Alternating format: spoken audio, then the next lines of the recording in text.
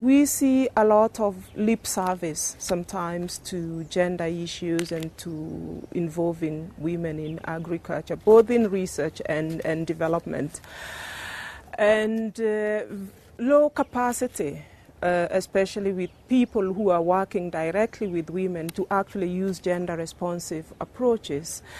And one of the things that really has to happen is to build this capacity or to strengthen this capacity within international NGOs that are working with smallholder farmers, within governments and extension systems that are working on a daily basis with women, so that these gender responsive approaches become much more aware of the way they do things, and in that way you can actually reach much more women. So one of the biggest frustrations is how to get this capacity within organizations so that every organization you go to that's working with smallholder farmers is taking into account and is actually addressing the needs of women.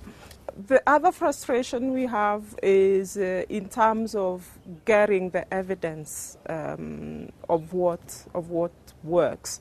And what we have recently done in NILRI in terms of women and livestock is tried to put together what is it that we know at the moment, what has worked before, what has not worked, what strategies have been tested in different parts of Africa and Southeast Asia and Latin America.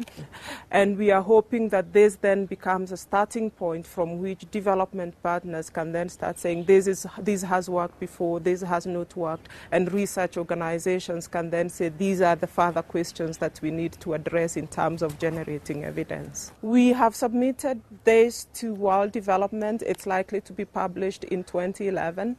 But in the meantime, we have decided to already start disseminating this evidence because we think that it is very crucial for organizations working directly with smallholder farmers, but organizations that are trying to do research on gender and livestock.